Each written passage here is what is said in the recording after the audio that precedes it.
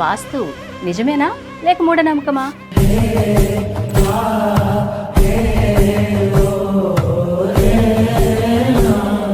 నాలుగు రకాలు ఉంటాయి వాస్తులు. ఈశాన్యం గుంట, ఆగ్నేయం వంట, నైరుతి పంట, వాయువ్యం పెంట. అబ్బాబ్బా, ఇలా ఎవరు చెప్పలేదు గురువుగారు. సో ఈశాన్యం గుంట అంటే డబ్బు వస్తుంది కానీ స్థిరంగా ఉండట్లేదు, ఖర్చులు అయిపోతున్నాయి, ఏదో రూపంలో వెళ్ళిపోతుంది. ఎప్పుడు కూడా సౌత్ సైడ్ పెట్టి నార్త్ చూసేట్టుగా డోర్స్ ఉండాలి. తూర్పు ఉత్తర భాగాల్లో ఉన్నటువంటి గోడకి ఎక్కువ బరువుని పెట్టకండి. అనారోగ్య సమస్యలు చాలా మట్టుకు జాతకాలు ఉండవు చాలా మంది. Time of birth, place of birth ఇవన్నీ కరెక్ట్గా చెప్పలేని వాళ్ళు కొన్ని కోట్ల మంది ఉన్నారు. సో అటువంటి వాళ్ళు ఇల్లు కట్టుకోవాలంటే ఏ ప్రామాణికంగా కట్టుకోవాలంటే? జాతకం లేదు అంటే పేరు బలం అండి. ఇల్లు నిర్మించే సమయంలో, ఇల్లు కొనుక్కునే సమయంలో మీరు 14 అంతస్తు 15 అంతస్తు ఉంది, ఎక్కడో ఆ మూల ఉంది, నాకు కనపడదు అసలు. ఈ దగ్గర నిలబడి మీ ఇంట్లో ఏ గదిలో ఏమున్నాయో చెప్పారు. అబ్బా, శాస్త్రపరంగా ప్రకృతి పరంగా వివరించినటువంటి మహోన్నత శాస్త్రం వాస్తు. ఇప్పుడు ఒక ఇంట్లో నెగిటివ్ ఎనర్జీ ఉందనుకోండి, వాళ్ళకి తెలుస్తూ ఉంటుంది, అందులో నివసించే వాళ్ళకి కొన్ని సిమ్టమ్స్ తెలుస్తూ ఉంటాయి.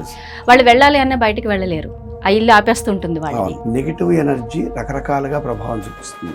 మీ ఇద్దరు బాగున్నారని సఖ్యంగా అడుగుతా ఉంది, అర్థమైపోతుంది. నిజంగా వివాహాలు జరగకపోవడానికి వాస్తుకి సంబంధం ఉంటుందంటారా? నేను డాక్టర్లను తప్పబడతాను. ఎందుకండి? దరిద్రం ఏంటంటే పరమాత్మ నిర్ణయాన్ని వీళ్ళు పక్కకు దోసేసారు. వాళ్ళ కర్మ ఏంటంటే, మీరు ఇవాళ హైదరాబాదులో శిశు జననాలు తీసుకోండి, ఇవాళ ఈ రోజు డేట్లో తీసుకోండి, అందరూ ఒకే సమయంలో పుడతారు. శర్మ గారు ముహూర్తాలు కూడా పెట్టుకుంటున్నారు కదండి. సైన్స్ పైశాచికమైంది. డాక్టర్లు చేసే తప్పు ఏంటంటే పెయిన్స్ రావడానికి ఇంజక్షన్లు ఇస్తున్నారు, అది కూడా వాళ్ళకు అనుకూలమైన సమయంలో. ముందు చాలా అనర్థాలు జరుగుతాయి, రాక్షసులు పుడతారు.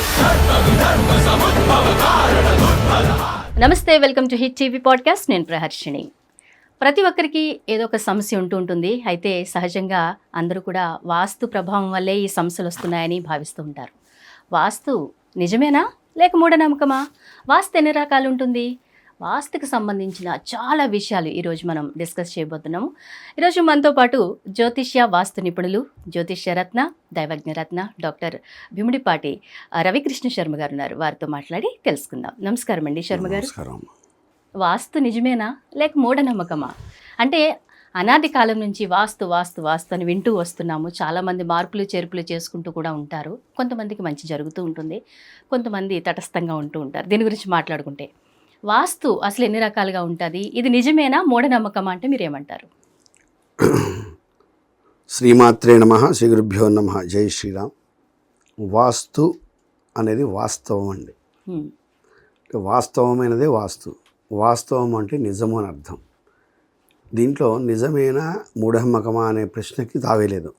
మొట్టమొదట వస్తు శాస్త్రానికి సంబంధించింది కాబట్టి వాస్తు అని నామకరణం మనకి రావడం జరిగింది. అంటే అలా పిలుచుకుంటున్నాం మనం. వస్తు శాస్త్రము అంటే మానవుని యొక్క జీవితంలో, మానవుని యొక్క మనుగడకు కొన్ని పదార్థాలని, కొన్ని వస్తువులని వాడడం జరుగుతూ ఉంటుంది. అంటే ప్రయాణానికి వాహనంలాగా, నివసించడానికి గృహం అనేది చాలా ప్రయోజనకారిగా ఉంటుంది మనకి. తినడానికి తిండి, కట్టుకోవడానికి బట్ట, ఉండడానికి ఇల్లు అంటుంటారు మనకి. అలాగే వ్యాపార స్థలాలకు సంబంధించి పరిశ్రమలు కానివ్వండి, వ్యాపార సముదాయాలు కానివ్వండి, షాపులు అంటారు, చిన్న షట్టర్స్ అంటారు, రకరకాలుగా పిలుస్తూ ఉంటాం. ఇవన్నీ కూడా మానవుడు జీవించడానికి మానవుడు ఆధారపడినటువంటి వస్తువులు అని అర్థం. ఈ వస్తువులకు సంబంధించినటువంటి శాస్త్రం కాబట్టి వాస్తు శాస్త్రం అని చెప్పి ఇది వచ్చింది. కాబట్టి ఇది మూఢనమ్మకం కాదు. ఖచ్చితంగా ప్రమాణం లేకుండా ఒక పదార్థం ఉంటే కనుక తప్పనిసరిగా దాన్ని వాడుకోలేం మనం. ఒక ప్రమాణం ఉండాలి. ఒక గ్లాస్ ఉందండి, గ్లాసులో మంచినీళ్ళు పోసుకొని తాగుతున్నాం, సాసర్లో పోసుకొని కూడా తాగొచ్చు మంచినీళ్ళు. సాసర్లో మంచినీళ్ళు ఈజీగా తాగలుగుతామా, గ్లాసులో ఈజీగా తాగలుగుతామా? గ్లాసులో. అంటే ఈ యొక్క నీటి ప్రమాణానికి ఏదైతే అనుకూలంగా ఉంటుందో అలా డిజైన్ చేసుకోవటం వల్ల మనకి మీద పడకుండా జాగ్రత్తగా చిన్నపిల్లవాళ్ళ దగ్గర నుంచి ముసలాళ్ళ వరకు తాగొచ్చు. ఇదే ప్రశ్న మనం ఈ వాస్తుశాస్త్రానికి ఉపయోగించుకుంటే, అంటే మనం కట్టుకునే ఇల్లు కానివ్వండి, మనం ఉండే ఆ గృహం కానివ్వండి, ఆ సముదాయం ఏదైతే ఉందో ప్రమాణపూర్వకంగా ఉంటే కనుక ఒక ప్రమాణం ఉంటుంది దానికి ఇలా ఉండాలి అని. అప్పుడు ఏమవుతుందంటే దానిలో నివసించే వాళ్ళు, దాన్ని ఉపయోగించుకునే వాళ్ళు ఎవరైతే ఉన్నారో ఎటువంటి సమస్యలు తలెత్తకుండా సంతోషంగా ఉండటమే వాస్తు అండి. ఇంకా వాస్తు అంటే వేరే ఏం లేదు. అట్లా ఇప్పుడు ఒక ఇల్లు కట్టాలంటే చాలా వ్యయ ప్రయాసాలు కోర్చి కట్టుకుంటూ ఉంటారు. సొంత ఇంటి కలను చాలా కష్టపడి నెరవేర్చుకుంటూ ఉంటారు. వాస్తు చూపించే చేసుకుంటారు. తండ్రి జాతక ప్రకారం వాస్తు చూస్తారు కదా, మరి అది పిల్లలకి ఎంతవరకు ఉపయోగపడుతుంది అంటారు? కొడుకు ఆ ఇంట్లో నివసించడానికి యోగ్యత కలిగి ఉంటాడా? ఎంతవరకు దాని ప్రభావం ఆయన మీద ఎలా ఉంటుంది? తప్పనిసరిగా చాలా మంచి ప్రశ్న అండి. ఇప్పటివరకు ఎన్నో ప్రోగ్రామ్స్ చేశాను, ఎవరు వేయలేదు ఈ ప్రశ్న. తండ్రి జాతకానికి సంబంధించి బాగుంది అంటే కుటుంబం బాగున్నట్టే లెక్క. మరి దాంట్లో కొడుకు వేరే, భార్య వేరే, కూతురు వేరే అనే సమస్య లేదండి. ఇంటి యజమానికి సంబంధించినటువంటి జాతకం ప్రకారమో, నక్షత్రం ప్రకారమో, లగ్నం ప్రకారమో దిశానిర్దేశం చేసుకొని ఒక ఇల్లు నిర్మాణం జరిగింది. యజమానితో పాటు నివసించే ఎవరున్నా సరే దానికి సంబంధించిన ఎటువంటి దోషం కూడా వాళ్ళెవ్వరికీ వర్తించదు. ఒకవేళ ఆ తండ్రి గారు గతించారనుకుందాం, గతించిన తర్వాత సంక్రమించినటువంటి ఆస్తి కొడుకు కొనుక్కుందా, తండ్రి నుంచి వచ్చిందా? తండ్రి నుంచి వచ్చింది. తండ్రి నుంచి వచ్చింది కాబట్టి వీడు తండ్రి నుంచి వచ్చిన వాడేగా. అటువంటి వాస్తు దోషం వీళ్ళకు వర్తించదు అని చెప్పి చాలా సుస్పష్టంగా వాస్తుశాస్త్రం చెప్తోంది. ఎట్టి పరిస్థితుల్లో వర్తించదు అట్లా. కానీ చాలా మంది చూపించుకుంటారు, తండ్రి తదనంతరం ఇల్లు కుబారుడికి వస్తే నా జాతక ప్రకారం ఈ గుమ్మములు కరెక్టేనా, ఇదంతా నాకు సూట్ అవుతుందా లేదా అని చెక్ చేయించుకుంటారు కదా. అంటే 100కి ఒక 5% ఉంటే ఉంటారు, కానీ 95% చూపించుకోరండి. ఎందుకు అంటే ఒకవేళ ఏమన్నా అనుకోని మార్పులు ఏమన్నా, అంటే జీవితంలో కష్టాలు ఏమన్నా వస్తే ఎందుకు వస్తున్నాయి అన్నది ఫస్ట్ చెక్ చేస్తారు. చెక్ చేసిన తర్వాత ప్రతి మనిషికి కూడా, ప్రతి వస్తువుకి కూడా కొంత జీవం ఉంటుందండి. ఎక్స్పైరీ డేట్ అంటారు యాక్చువల్గా దాన్ని ఇంగ్లీష్లో. ఈ యొక్క జీవము ఒక గృహ నిర్మాణం జరిగిన తర్వాత శంకుస్థాపన చేసి గృహ నిర్మాణమై గృహప్రవేశం చేశాక ఆ ఇంటికి ఒక శక్తి ఉంటుందండి. ఇప్పుడు ఒక బ్యాటరీ ఎట్లయితే రీఛార్జ్ చేయాలో డిశ్చార్జ్ అయిపోతుంది, అలాగే ఒక కరెంటు బల్బు మనం పవర్ సప్లై వస్తే కానీ వెలగదు, దాంతో వెలగదు కదా. సో ఇంటికి కూడా ఒక కొంత రీఛార్జ్ ఉంటుంది. అంటే వీళ్ళు అలా కట్టిన ఇల్లుని అలాగే వదిలేసి ఒక 50 సంవత్సరాల తర్వాత తండ్రి నుంచి కొడుకు వస్తే దాన్ని అలాగే కొడుకు కంటిన్యూ చేస్తూ ఉంటే, ఒకవేళ దాంట్లో జీవం ఏమన్నా తగ్గితే, ఒక టైర్ ఉందండి, కార్ టైర్ వాడుతున్నాం, అరిగిపోతుంది కదా, అరిగిపోయినప్పుడు మళ్ళీ ఇంకో కొత్త టైర్ వేసుకుంటాం, అంతే కదా. అలాగే దాని జీవం తగ్గితే దానికి మాత్రమే అంటే పరిష్కారం చెప్తాం మేము వాస్తవానికి, కేవలం జీవానికి. కానీ ఇల్లు బాగలేదంటే, ఇల్లు బాగాలేకపోతే వీడు 50 సంవత్సరాలు అసలు బతకడు. ఎప్పుడో పుట్టగానే చనిపోతాడు. వాస్తు బాగుండకపోతే, వాస్తు వీడికి కలిసి రాకపోతే చదువుకోడు, పెళ్ళి అవ్వదు, వీడికి పిల్లలు పుట్టరు, ఇవేమి జరగవు, అసలు జీరో అనమాట. అంటే వాస్తు కలిసి వచ్చింది కాబట్టి వీడు ఇంకా హ్యాపీగా ఉన్నాడని అర్థం. అందుకోసమని దాని గురించి అనుమానం ఏమి ఉండదు సాధారణంగా. ఒకవేళ జీవలోపం ఏమన్నా ఉంటే కనుక తప్పనిసరిగా సరి చేసుకోవచ్చు. వాస్తు బాగుంటే ఆ ఇంట్లో ఉన్న వాళ్ళందరూ కోటీశ్వరులు అయిపోతారా అని మాట్లాడే వాళ్ళు కూడా ఉంటారు. చాలా తప్పండి అది. కోటీశ్వరుడు కుబేరుడు అవడానికి వాస్తుకి జ్యోతిష్యానికి సంబంధం లేదండి. అంటే పర్టికులర్గా ఒక మామూలు మనిషిలాగా మాట్లాడాలంటే, సిద్ధాంతిగా పక్కన పెడితే కష్టపడేవాడు పైకి వస్తాడండి ఎప్పుడైనా. అయితే కష్టంతో పాటు నేను చెప్పాను ఇందాక, ఒక వస్తువు మనం ఉపయోగించేటప్పుడు దాని యొక్క ప్రమాణాన్ని బట్టే మన సంతోషం ఉంటుంది. నువ్వు కష్టపడే తత్వం నీకుంటే ఆ కష్టపడే విధానంలో కూడా జాతకం ప్రకారం కానీ వాస్తు ప్రకారం కానీ నీకు అది సెట్ అవుతాయి. ఇవాళ నేను ఉన్నానండి, మీరు అటు కూర్చున్నా, నేను ఇటు కూర్చున్నా, నాకు కూడా యాంకరింగ్ చేయడం వచ్చు, 4 మాటలు నేను కూడా మాట్లాడగలుగుతా, సిద్ధాంతంగా మాట్లాడలేనా, కానీ నేను యాంకరింగ్ పనికిరాను. అంటే నేను సిద్ధాంతిగా పనికొస్తా నాకున్నటువంటి విజ్ఞానానికి.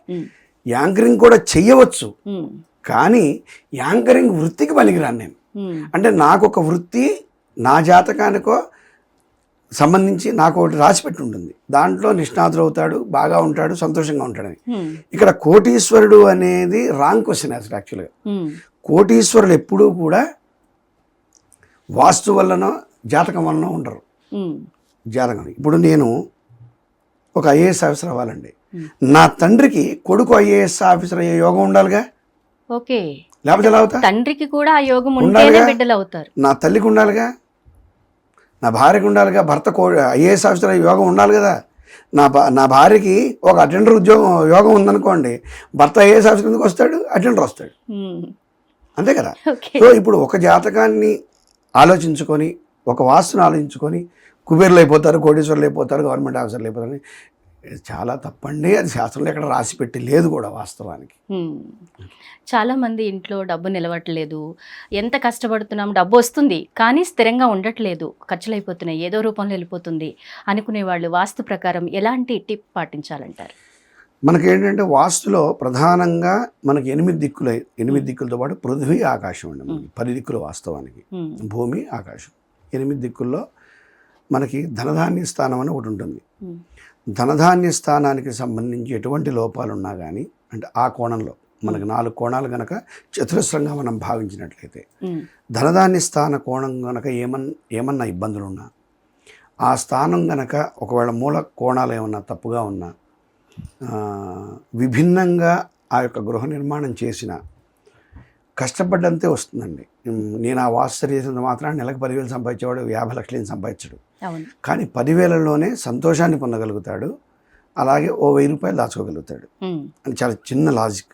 అంతేగాని కుప్పలు తెప్పలుగా ఆదిశంకరాచార్యుల వారు కనకదారాస్తవం చేస్తే ఉసిరికాయలంత బంగారు నాణాలు పడ్డట్టుగా భమిడిపాటి రవికృష్ణ శర్మ గారు వెళ్ళి వాస్తు సరి చేయంగానే మీకు నాణాలు ఏం కురవు.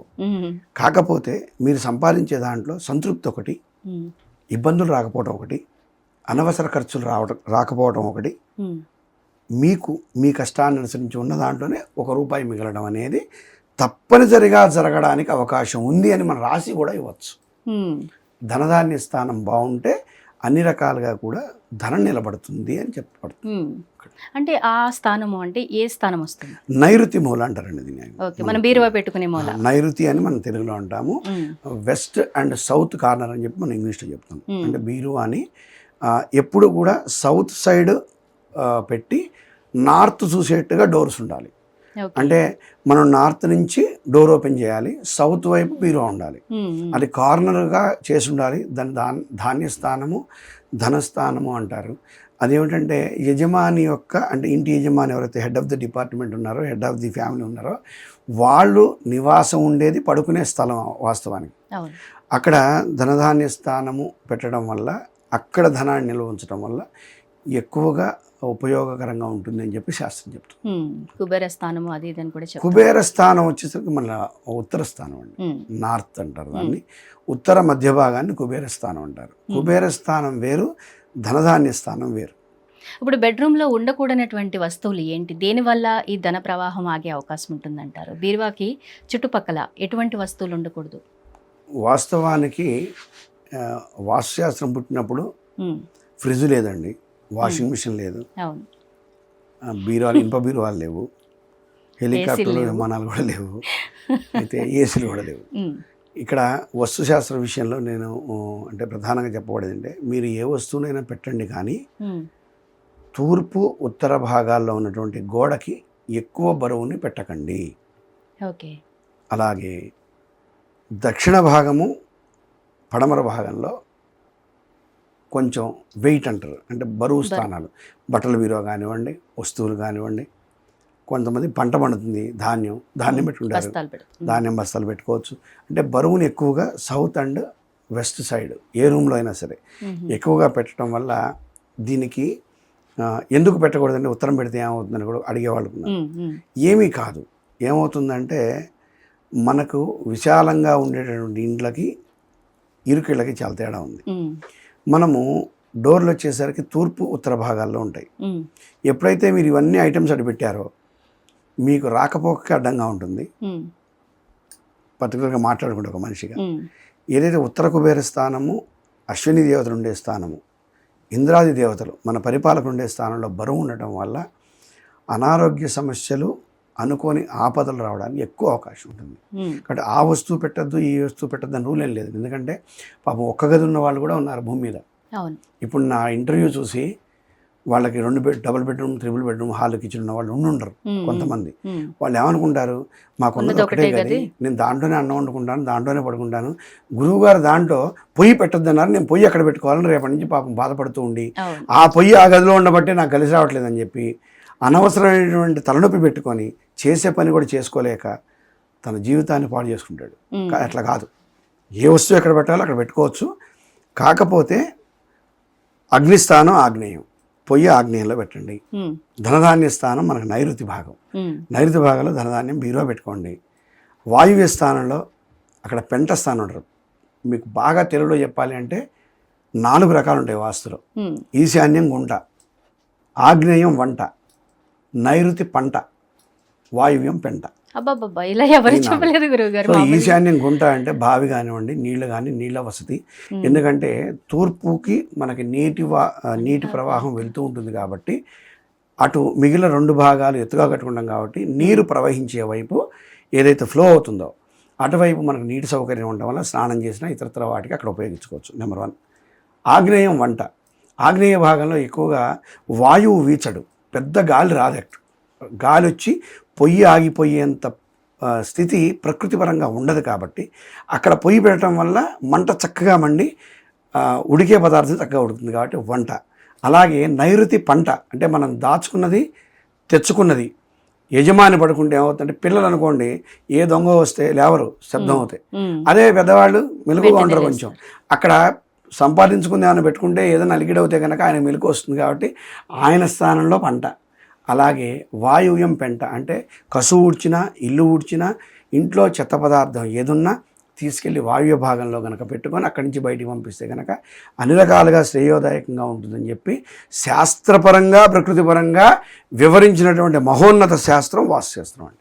వాస్తు శాస్త్రంలో సామాన్యులకు తెలియని ఎలాంటి అంశాలు ఇమిడి ఉన్నాయంటారు? ఇప్పుడు అంటే 2025 గురించి మాట్లాడితే నేను మొన్న ఒక చిన్న పల్లెటూరు వెళ్ళానండి.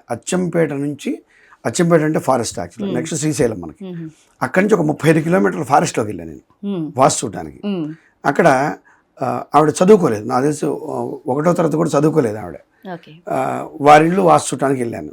వెళ్ళి నేను ఎంటర్ అవుతున్నాను, వారికి ప్రహరీ కూడా కానీ ఏం లేదు అక్కడ. అంటే అడవి కదా, ఫారెస్ట్లో ఒక ఇల్లు ఉంది వారికి.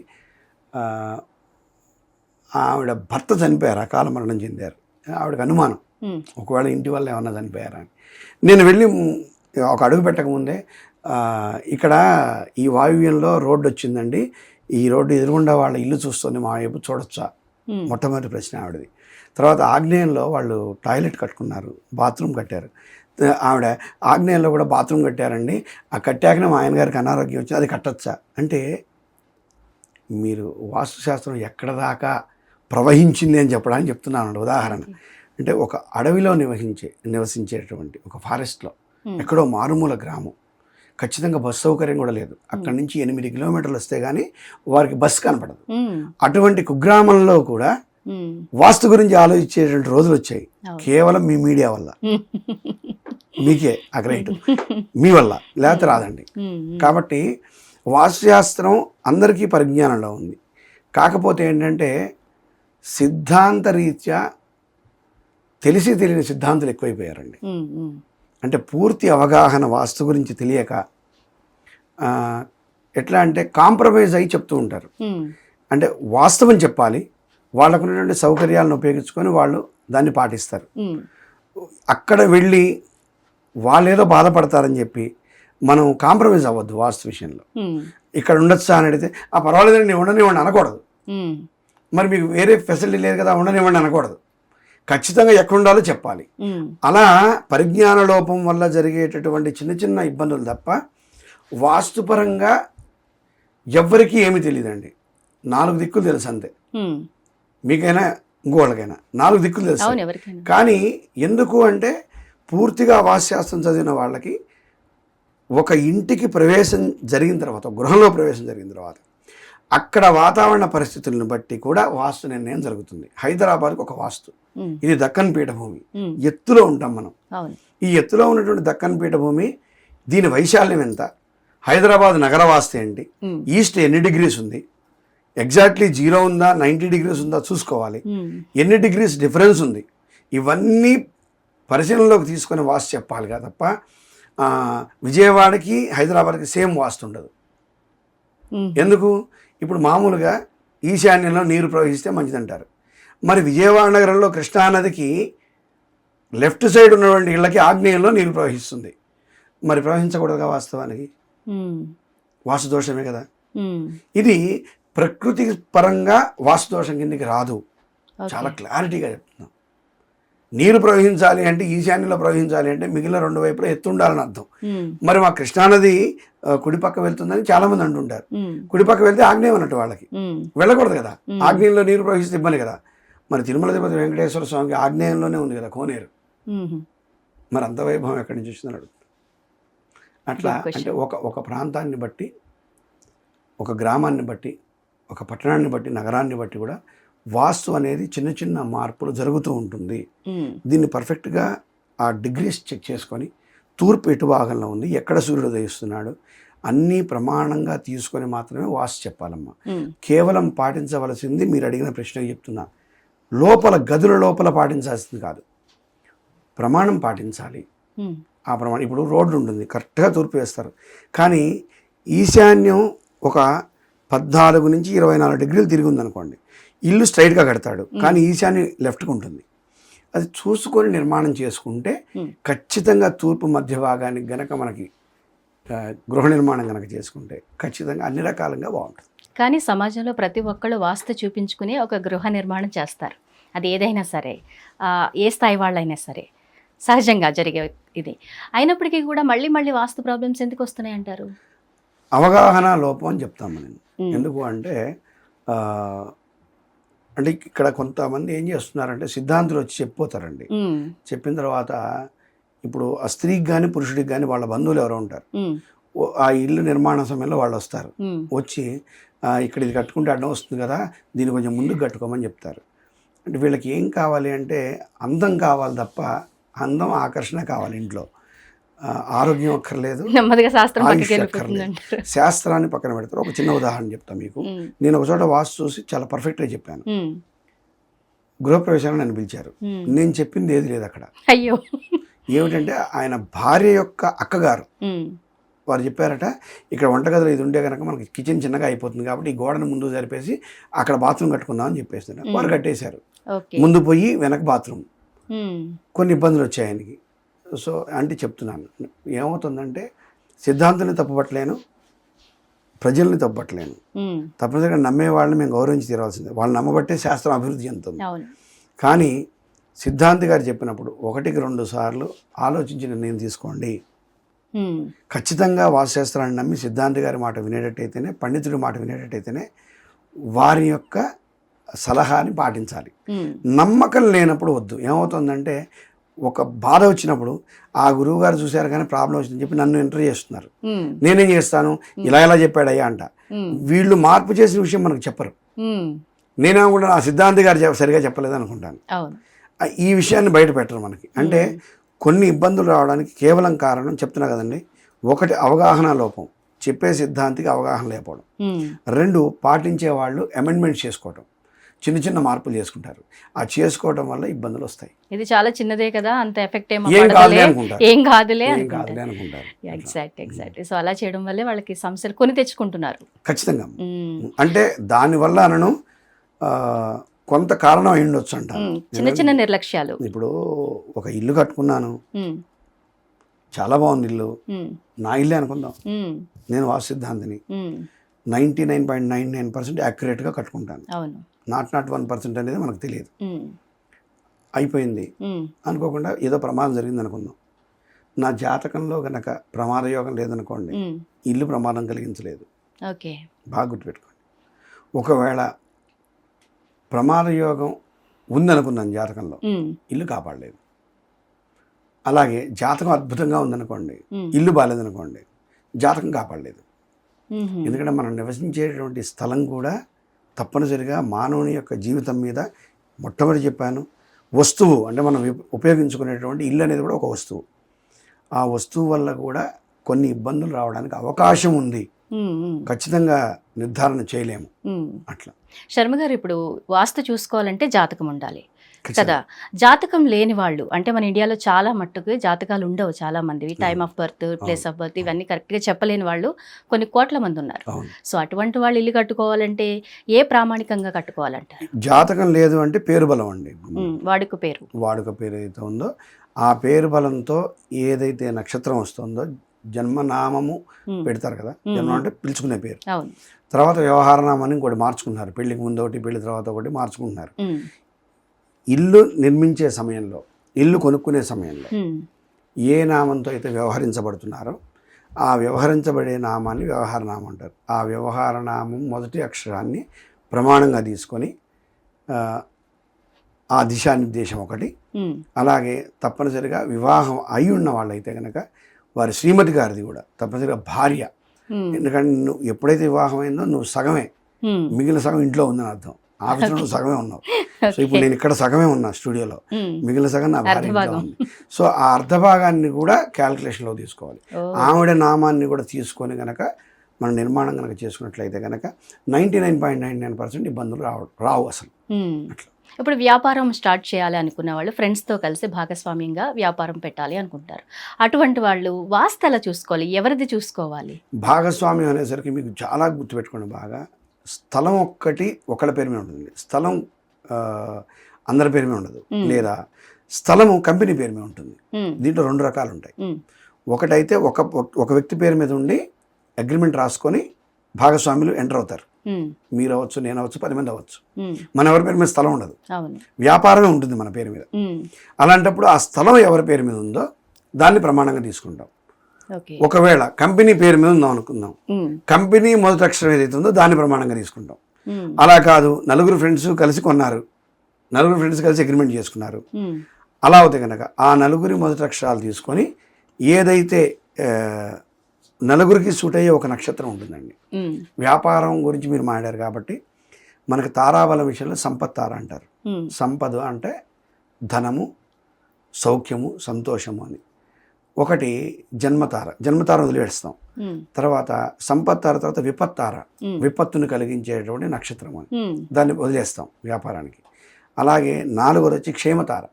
క్షేమతార ఎక్కువగా వాహనం కొనేటప్పుడు, ప్రయాణాలప్పుడు ఎక్కువగా వాడుకలోకి తీసుకుంటాం. అంటే క్షేమంగా వెళ్ళి లాభంగా రావాలని. కాబట్టి అది కూడా వదిలేస్తాం, క్షేమం వదిలేస్తాం.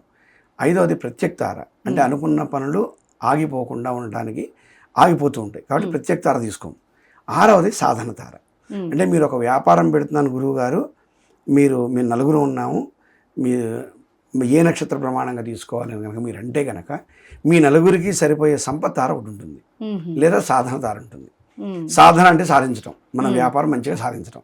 సంపద అంటే మంచిగా ధనం ఆర్జించడం. ఈ 2 సెట్ అయ్యేటట్టుగా చూసుకొని దాన్ని ప్రమాణంగా తీసుకొని మేము వాస్తు చేస్తామని చెప్తాం. ఓకే, ఇప్పటి వరకు మీ లైఫ్ టైంలో ఎంతమందికి వాస్తు చూసారు? ఒక 15,000 పైన చెప్పుంటాను. 15,000 పైన చెప్పుంటాను. 15,000 పైన కూడా ఇప్పటి వరకు సక్సెస్లోనే ఉంది అదృష్టవశాత్తు. అమ్మవారి అనుగ్రహం వల్ల, రాముల వారి అనుగ్రహం వల్ల ఎక్కడా కూడా నేను వాస్తు శాఖ వేరే సిద్ధాంతిని పిలవలేదు ఇప్పటి వరకు. అది చాలా గొప్ప విషయం. అనుగ్రహం వల్ల. ఇంకోటి వైబ్రేషన్ వాస్తు కాబట్టి. వైబ్రేషన్ వాస్తు అంటే ఏంటండి గురుగారు? వైబ్రేషన్ వాస్తు కూడా ఉంటుందా? మనకి వాస్తులో 2 రకాలండి. వాస్తు శాస్త్రం ఇందాక చెప్పిన వస్తువుకు సంబంధించినటువంటి శాస్త్రం. 2వది తరంగ వాస్తు అంటారు. ఇప్పుడు నేను మాట్లాడేది మీకు వినపడుతోంది, ధ్వని తరంగాలు అంటారు వీటిని, శబ్ద తరంగము అంటారు. అలాగే ఒక మెరుపు, ఉరుము, మెరుపు మెరిసింది, అది కాంతి వచ్చింది, దాన్ని కాంతి తరంగం అంటారు. అలాగే భూమికి కూడా తరంగాలు ఉంటాయండి, వైబ్రేషన్ అంటారు. ఒక రైలు పట్ట, మీరు ఎక్కడో రైలు వస్తుంటే రైలు పట్ట మీద తలకాయ పెడితే మనకు జిగ్ జిగ్ జిగ్ అని పడుతుంది. ఇది కూడా శబ్ద తరంగము. అలాగే దాన్ని భూమికి ఆనుకున్నది, అక్కడెక్కడో ఉంది రైలు, అంటే మనకి వినపడినంత దూరంలో ఉంది, అంటే శబ్దం వినపడడానికి అవకాశం లేదు. కానీ ఇక్కడ పట్ట వైబ్రేట్ అవుతుంది, అంటే తరంగం వస్తుంది. అంటే బిగిన ఇక్కడి నుంచి అక్కడికి ఉన్నటువంటి ఒక ఐరన్ది, ఇనుముది పదార్థం అక్కడెక్కడో బరువు వస్తూ ఉంటే అక్కడ కదులుతూ ఉంటే ఇక్కడ కదులుతోంది, చిన్న వైబ్రేషన్.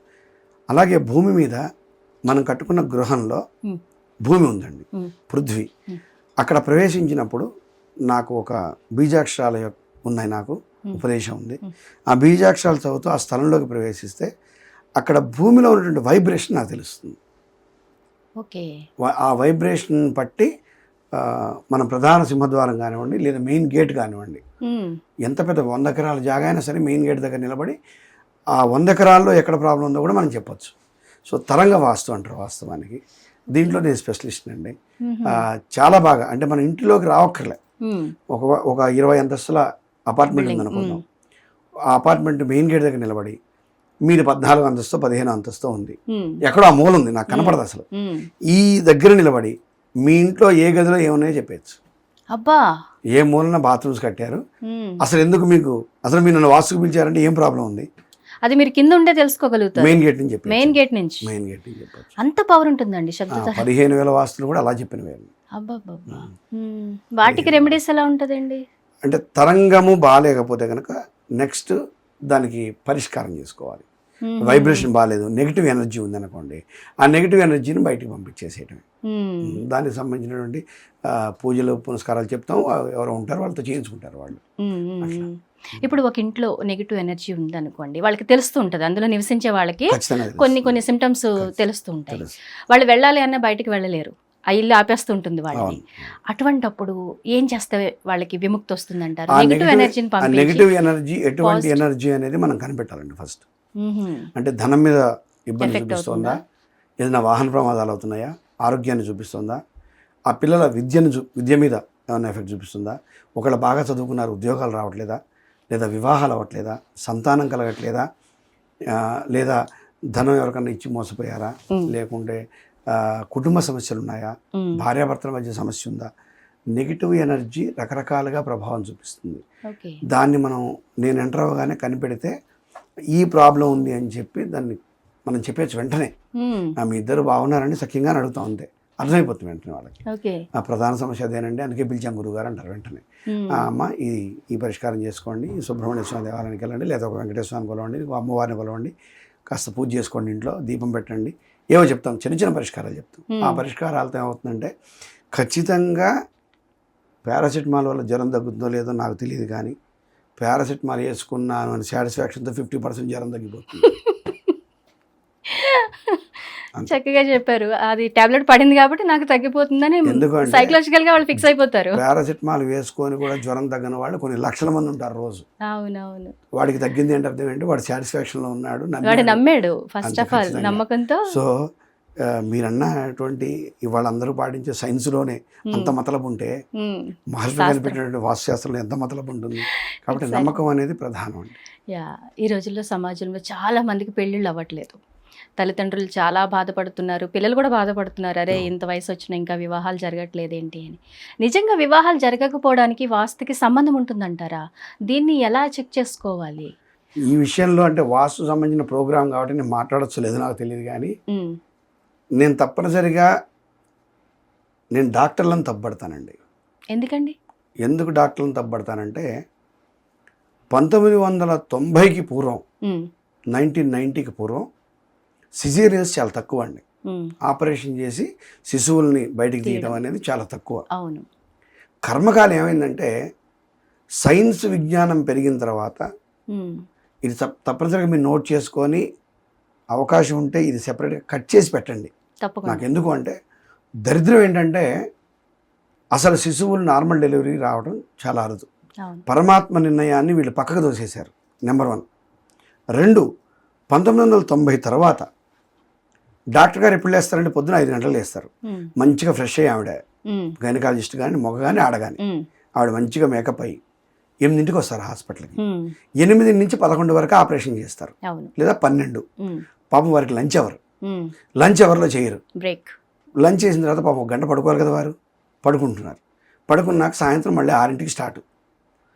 రెగ్యులర్ వీళ్ళు ఉంటారు, ఎవరైతే పేషెంట్స్ ఉంటారో వాళ్ళని చూసుకుంటారు, ఇన్పేషెంట్ చూసుకుంటారు.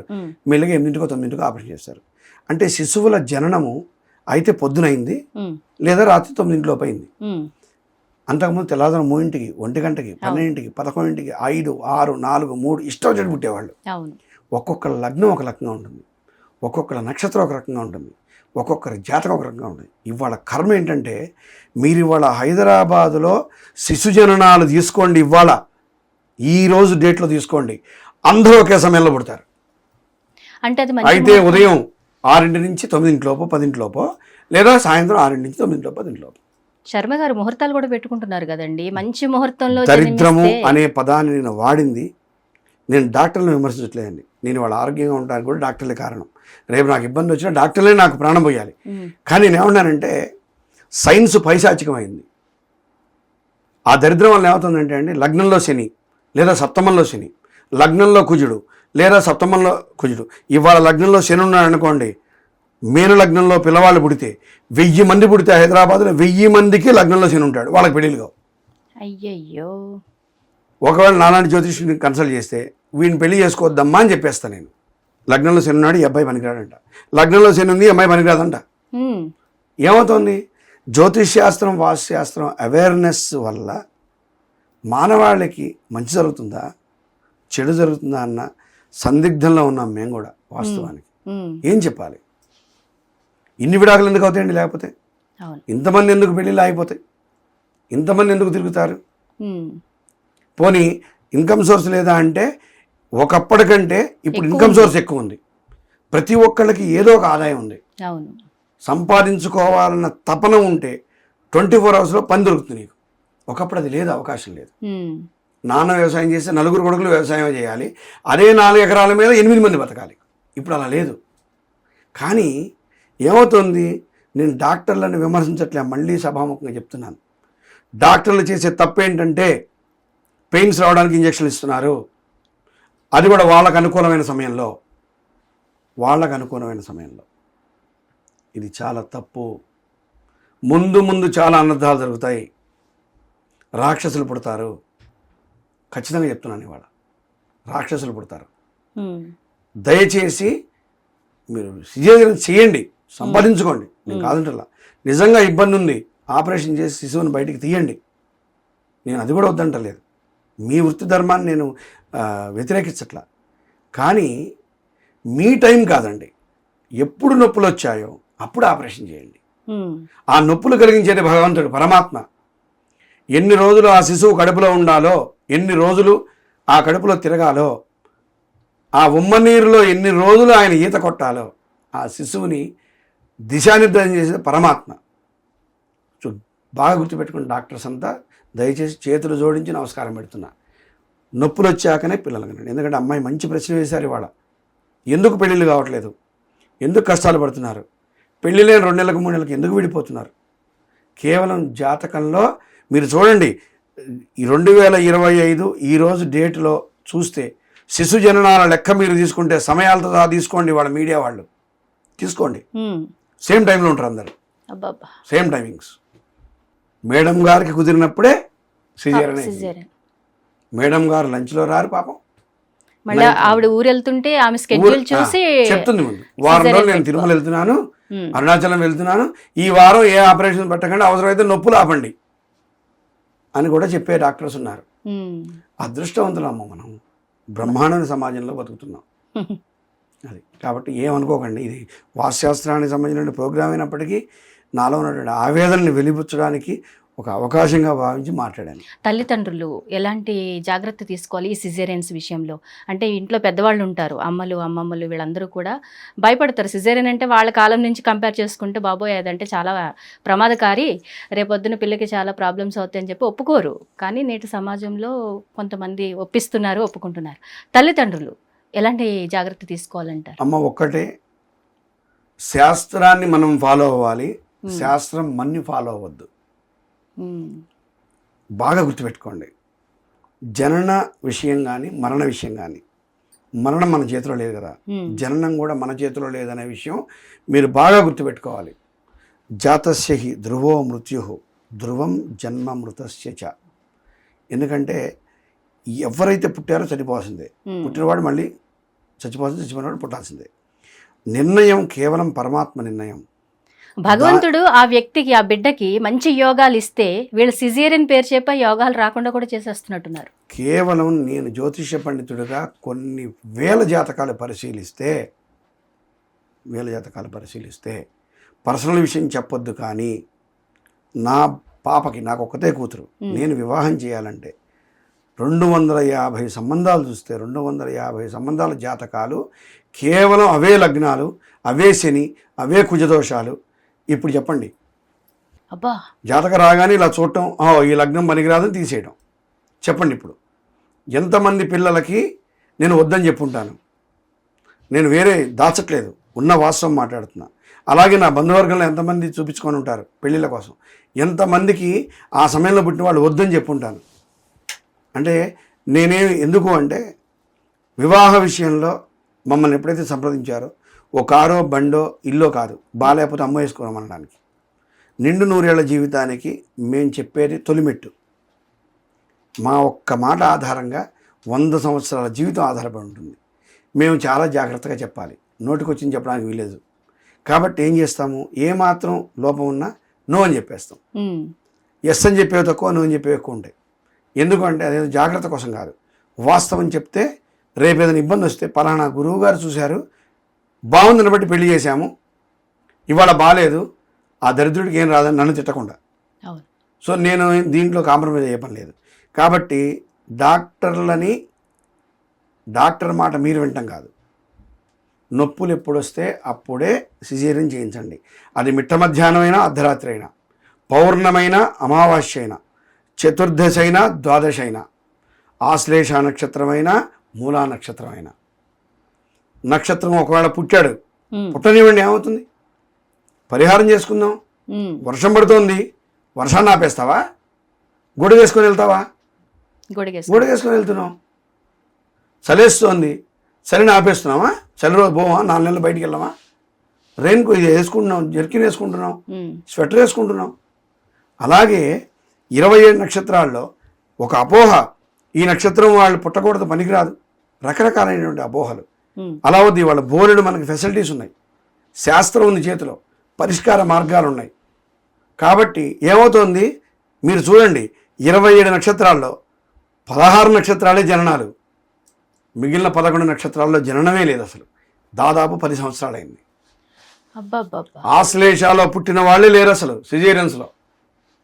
కేవలం ఎక్కడో మారుమూల గ్రామాల్లో నార్మల్ డెలివరీస్ నన్ను పుట్టారేమో నాకు తెలియదు. మఖాలో లేరు, జ్యేష్ఠ నక్షత్రంలో లేరు, మూలా నక్షత్రంలో లేరు.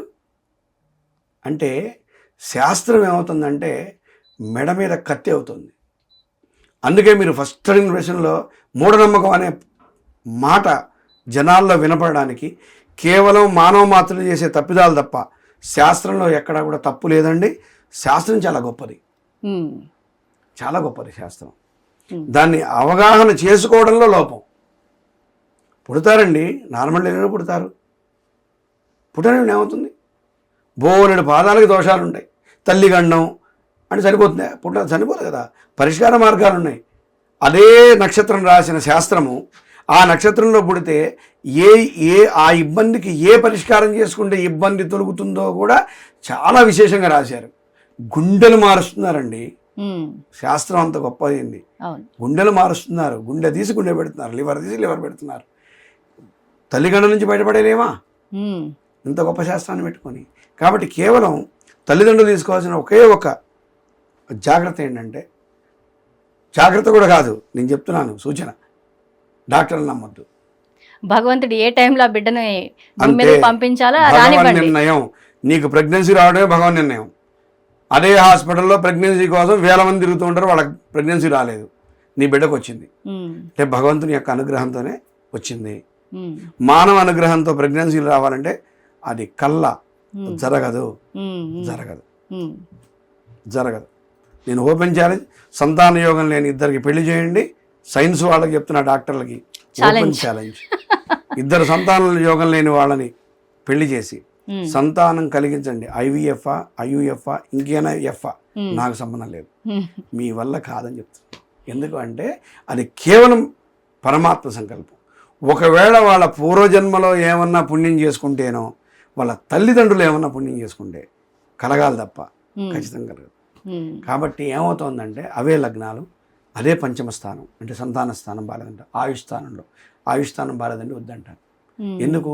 15 ఏళ్ల నుంచి 30 ఏళ్ల వాళ్ళే చచ్చిపోతున్నారు ఎక్కువ. కాలమరణాలు లేవు, అకాల మరణాలే. 90 ఏళ్ల వాళ్ళు చనిపోవడం ఈ మధ్యకాలంలో చూడలే నేను. ఎందుకు జరుగుతుంది ఇట్లా అంటే, అకాల మరణాలు ఎందుకు సంభవిస్తున్నాయి? ఆ ఆయుష్ స్థానం బాగుండదు. నువ్వు పిల్లవాడిని నువ్వు పుట్టిస్తున్నావు, వాడు పుట్టట్లేదు. అది ఎంత దోషం అంటే మీరు అనొచ్చు డాక్టర్స్, ఒకవేళ వాడికి ఆ టైంకి పుట్టే యోగం లేదు, నేను ఎందుకు ఆపరేషన్ చేస్తానని వాదించే డాక్టర్లు కూడా ఉన్నారు. తప్పనిసరిగా పుడతారండి. మీరన్నట్టు పూర్వకాలంలో న్యాచురల్గా ఏదైతే సహజంగా ప్రసవాలు జరిగాయో ఆ టైంలో పుట్టిన వాళ్ళే 90 ఏళ్ళు 100 ఏళ్ళు బ్రతికేవాళ్ళు. ఖచ్చితంగా అదేనేమో చెప్తున్నాను. ఇవాళ చిన్న చిన్న పిల్లలు మన బండి యాక్సిడెంట్, కార్ యాక్సిడెంట్ అని 20,000 మంది 30,000 మంది 40,000 మంది ఒకేసారి చనిపోవడానికి ప్రధాన కారణం అంటే నేను అనొచ్చు 20 మంది 10 మందికి ఒకే జాతకం ఉంటుందా అంటే ఖచ్చితంగా అదే జాతకం ఉంటుంది. ఇప్పుడు ఇంజనీరింగ్ కాలేజీలో విద్యార్థులు 3 దుర్మరణం, 3 స్నేహితులు క్లాస్మేట్లు అంటున్నారు. వాళ్ళ డేట్ ఆఫ్ బర్త్ తీసుకోండి, మీరు అదే సంవత్సరంలో పుట్టుంటారు, ఎక్కడో అదే సమయాల్లో ఉంటారు, అవే లగ్నాలు ఉంటాయి. అవి అంతే. నేను వాస్తవాన్ని పరిశీలించే మాట్లాడుతున్నా, నోటికి వచ్చింది మాట్లాడట్లా. చాలా రీసెర్చ్ చేసాం. ఎందుకు పెళ్ళిళ్ళు అవ్వట్లేదు, ఎందుకు సడన్గా చనిపోతున్నారు, చిన్న చిన్న పిల్లలు ఎందుకు చనిపోతున్నారు యాక్సిడెంట్లు అయ్యి, ఈ తల్లికి ఆ క్షోభ ఎందుకు కలుగుతోంది, పుత్రశోకాన్ని ఎందుకు కలిగిస్తున్నాడు పరమాత్మ అని రీసెర్చ్ చేస్తే కేవలం ఇదే బయటపడదు. 91 నుంచి మొదలండి ఇప్పటి వరకు ఆగలేదు, ఇంకా ముందు కూడా ఆగదు.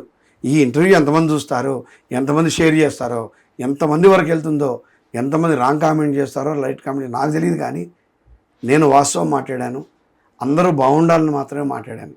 నాకేమి ఇప్పుడు నాకు పెళ్ళి అయ్యేది లేదు, నేను పిల్లలకి అనేది లేదు.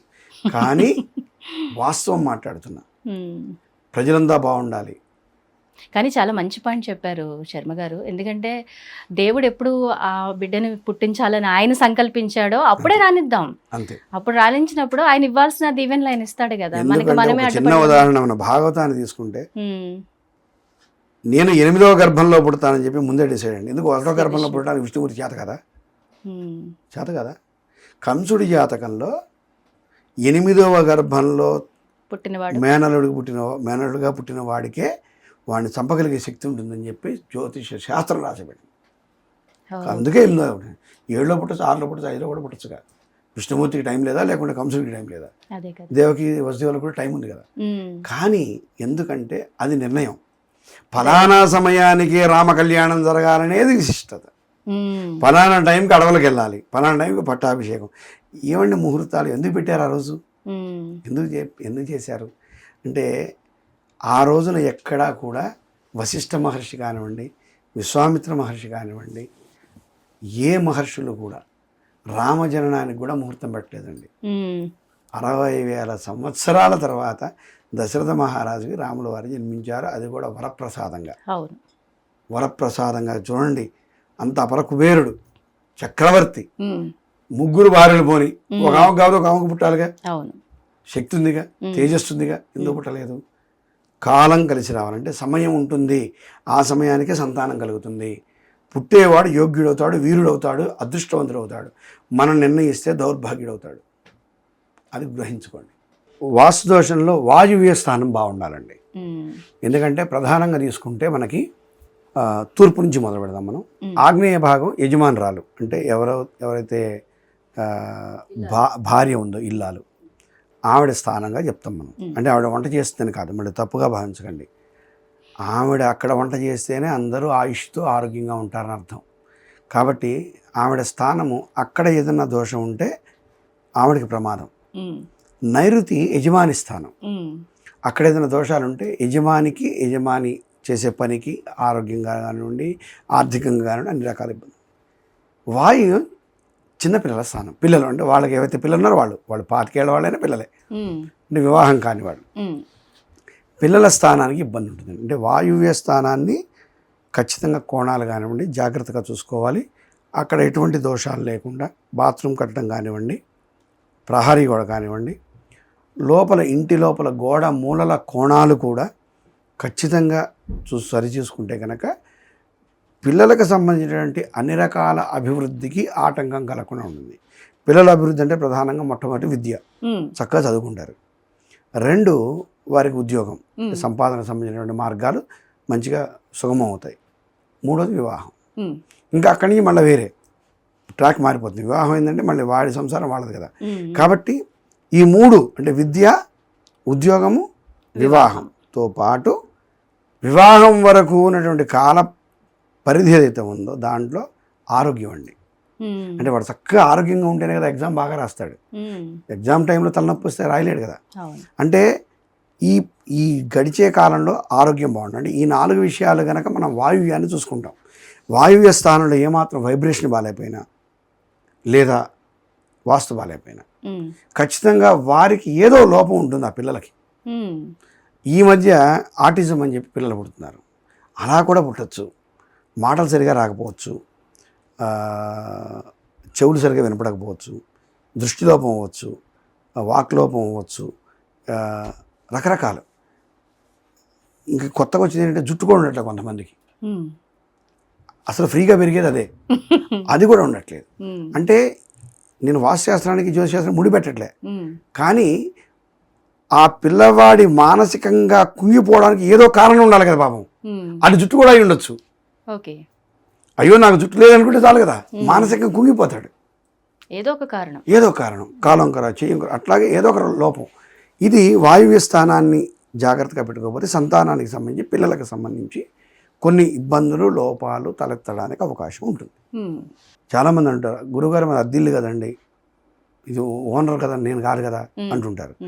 ఓనర్ ఏమంటాడంటే నేను అద్దెకిచ్చా కదండి, నేను ఉండట్లేదుగా అంటాడు. ఈ రెండు సమస్యలకు ఒక పరిహారం చెప్పాను నేను. చెప్పండి మళ్ళీ మాకు. నేను ఒక ఉదాహరణ, మీకు ఒక కారు ఉందండి, నేను ఏ విజయవాడ పోతూ అమ్మ మీ కారు ఇవ్వండి, ఈ పూట వాడుకుంటాను అన్నాను. మీరు నాకు కారు ఇచ్చారు.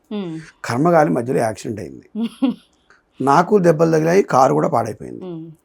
కారులో మీరు లేరు కదా, కారు కిందకి యాక్సిడెంట్ అయింది అంటే మీ ప్రెజెన్స్ లేకపోయినా వస్తువు పాడైందిగా. అంటే ఏమిటంటే మీరు అద్దెకిచ్చారు ఆ ఇల్లు, దాంట్లో ఎఫెక్ట్ ఉంటే దాంట్లో ఉన్నోడికి కూడా ఎఫెక్ట్ పడదుగా. ఆ కార్కి యాక్సిడెంట్ యోగం ఉండబట్టే పాపం వాడికి దెబ్బలు తగిలాయి.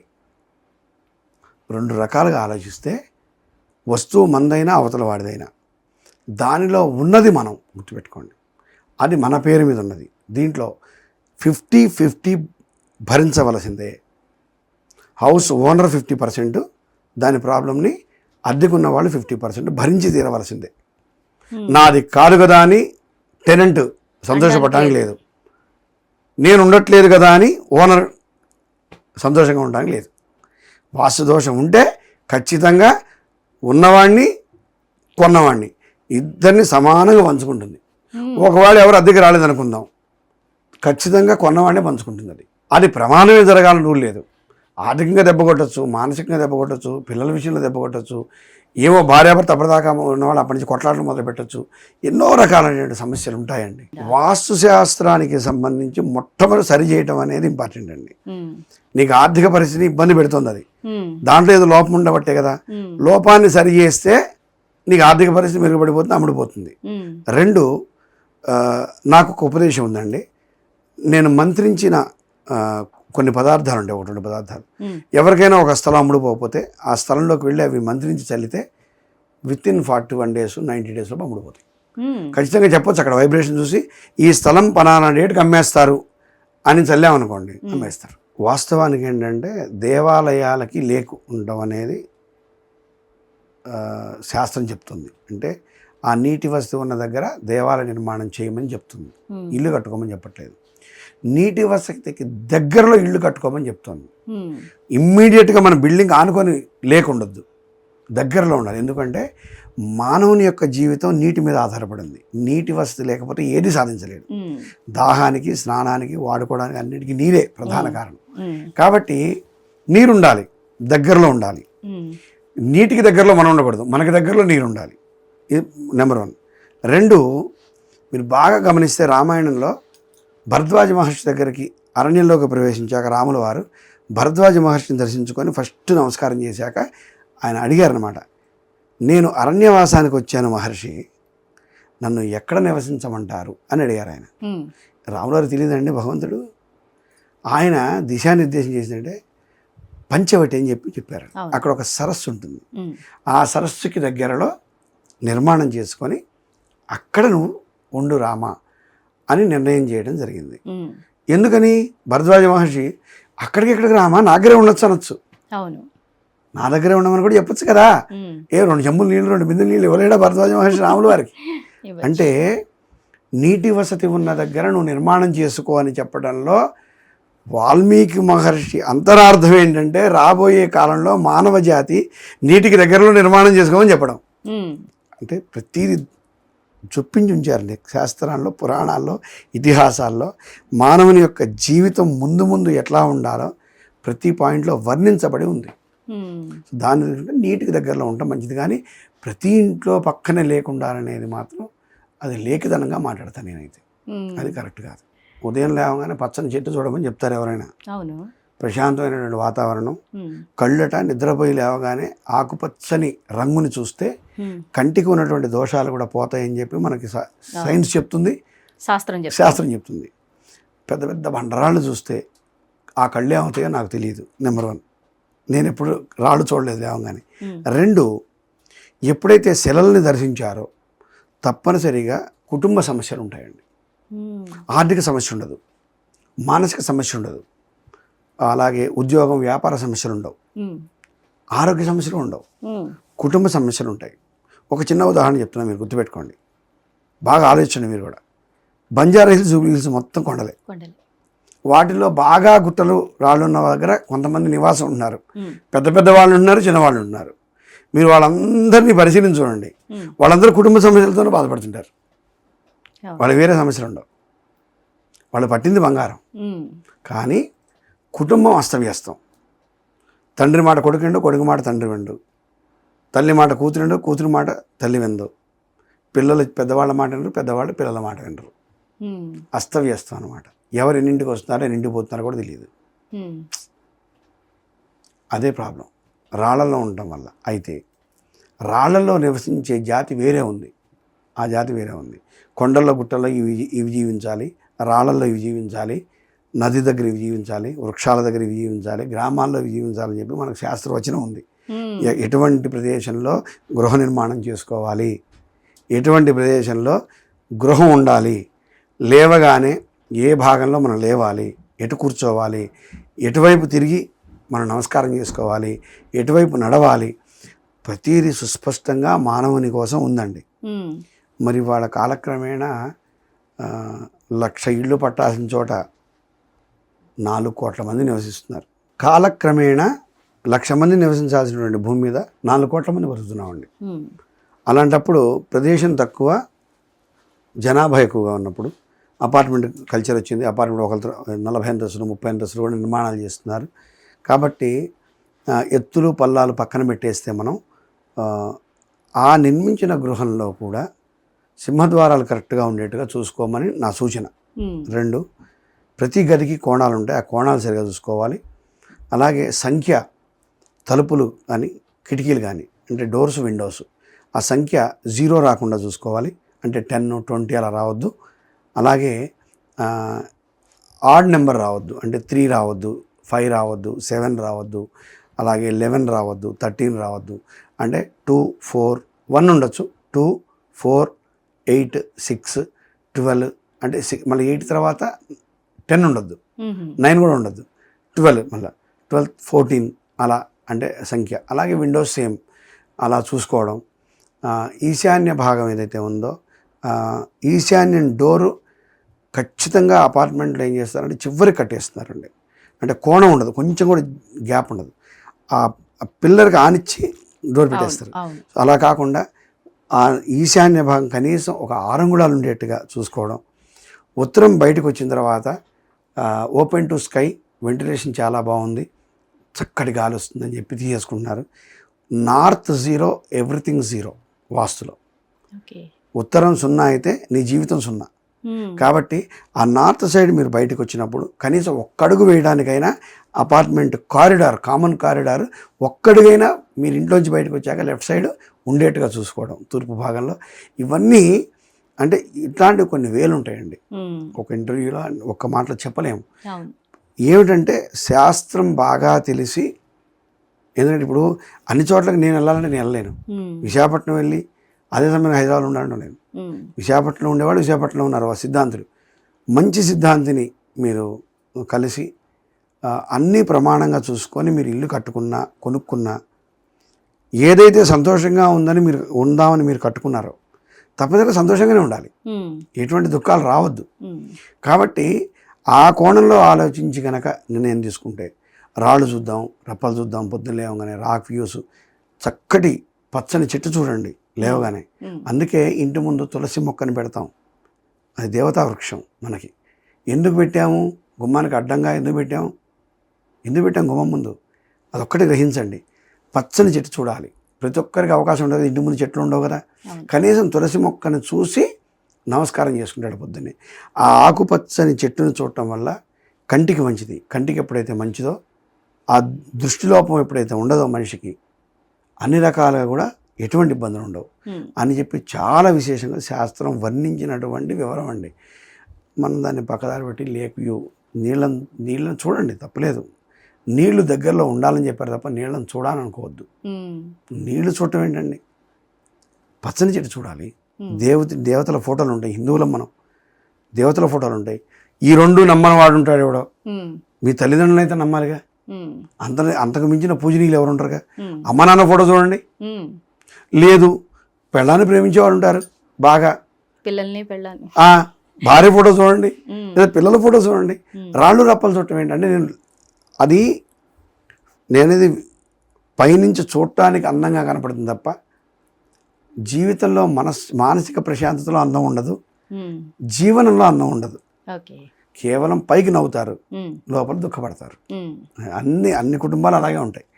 కాబట్టి రాళ్ళు చూడటం మనకు ప్రసిద్ధత కాదు అని నా ఉద్దేశం. చివరిగా శర్మ గారు ఒక ప్రశ్న, ఓన్లీ హిందూస్ మాత్రమే వాస్తు చూసుకుంటారా, ఇతర మతస్థులు కూడా చూసుకుంటారా? మీ దగ్గరికి అలా వచ్చేవాళ్ళు ఎవరైనా ఉన్నారా? నా దగ్గరకి హిందువులు, ముస్లిమ్స్, క్రైస్తవులు, జైనులు, సిక్కులు అందరూ వస్తారండి నా దగ్గరికి. వాస్తు అందరూ చూసుకుంటారండి. దీంట్లో ఇంకొక చిన్న ప్రశ్నలో చిన్న సరి చేస్తాను నేను. వాస్తు ఎవరు చూపించుకుంటారంటే కష్టాలు వాళ్ళు చూపించుకుంటారండి. దీంట్లో మనిషి కులంతో సంబంధం లేదు, మతంతో సంబంధం లేదు. ఎవరైతే కష్టంలో ఉన్నారో వాళ్ళు వాస్తు చూపించుకుంటారు. Number 1 point. 2, మీరు ఇందాక మంచి ప్రశ్న ఒకటి వేశారు, నేను అక్కడ చెప్పడం మర్చిపోయాను. కట్టే ముందే చూపించుకుంటే కష్టాలు రావు. అంతా అయిపోయిన తర్వాత ఎప్పుడైతే కష్టం ప్రవేశించిందో అప్పుడు వస్తున్నారు మా దగ్గరికి. అలా వద్దంటున్నా, అలా చేయకండి. జబ్బు వచ్చాక మెడిసిన్కి వెళ్ళడం కంటే ముందే ప్రికాషన్ తీసుకోవడం వల్ల దానివల్ల మీకు అనర్థాలు రాకుండా ఉంటాయి. 99% రావు. ఇంకా 1% అనేది మీ దౌర్భాగ్యాన్ని ఎవరేం చేయలేరు. కాబట్టి ఆ ఒక్క నిర్ణయం తీసుకోండి. ఎందుకు చెప్తానంటే కులం మతం గురించి మాడారు కాబట్టి. అసలు ఏ కులంలో ఇబ్బందులు లేవు, ఏ మతంలో ఇబ్బందులు లేవు, అందరికీ కష్టాలు ఉంటాయి. సో నేను హిందూ అయినప్పటికీ, హిందూ ధర్మాన్ని, సనాతన ధర్మాన్ని పాటించినప్పటికీ, ఒక వ్యక్తి నన్ను వాస్తు అడిగాడంటే హిందూ ధర్మాన్ని గౌరవించినట్టు. ఎందుకంటే వాస్తు అనేది హిందూ శాస్త్రం కాదు, మానవులకి వస్తు శాస్త్రం. అది కేవలం హిందువులకు చెప్పేది కాదు. అది జాతకమైన అంతే. కుక్కకు కూడా డేట్ ఆఫ్ బర్త్ ఉంటుంది, బాగా వినండి. కుక్కకు కూడా డేట్ ఆఫ్ బర్త్ ఉంటుంది, టైమ్ ఆఫ్ బర్త్ ఉంటుంది. అయితే మానవులకి ఎందుకంటే మన జీవన విధానం వేరు కాబట్టి జ్యోతిష్యం, వాస్తు అనేది సకల మానవాళికి సరి సమానం అండి. ఇది హిందూ, ముస్లిం, క్రైస్తవ అని ఇంకొక ఏ భేదాభిప్రాయం దీంట్లో లేదు. అందరు క్లయింట్స్ ఉంటారు నాకు, అందరికీ చెప్తాను నేను. థ్యాంక్ యూ వెరీ మచ్ అండి శర్మ గారు, చాలా అద్భుతమైన విషయాలు తెలియజేశారు. ధన్యవాదాలు. శుభం భూయాత్. హిట్ టీవీ యాప్, ఇందులో short news, live news, entertainment shows, movies, digital magazines తో పాటు మీ జిల్లా వార్తలను కూడా ఫ్రీగా చూడొచ్చు. ఇంకెందుకు ఆలస్యం, వెంటనే హిట్ టీవీ యాప్ ని డౌన్లోడ్ చేసుకుని ఫ్రీగా ఎంటర్టైన్మెంట్ పొందండి. Hit TV app. Hit TV app. Please download hit TV app. Hit TV app ని ఫ్రీగా డౌన్లోడ్ చేసుకుని ఎంజాయ్ చేయండి. మీకు నచ్చిన ఎంటర్టైన్మెంట్ కోసం హిట్ టీవీ యాప్ ని ఫ్రీగా డౌన్లోడ్ చేసుకుని ఎంజాయ్ చేయండి. హిట్ టీవీ యాప్ ని డౌన్లోడ్ చేసుకుని ఆస్వాదించండి, ఆశీర్వదించండి. ఇంతమంది సెలబ్రిటీలు హిట్ టీవీ యాప్ ని డౌన్లోడ్ చేసుకోండి అని చెప్తున్నారంటే ఎంత మంచి యాప్ ఆలోచించండి. అమెరికా అమెరికా అమెరికా అమెరికాలో చదవాలనుకునే వాళ్ళకి విశ్వసనీయమైన పేరు మన శౌర్య కన్సల్టెన్సీ. UK లో 1 year masters, UK లో 1 year masters, 2 years work permit up to 5 years visa. Contact Saurya Consultancy. Contact 89851 89851.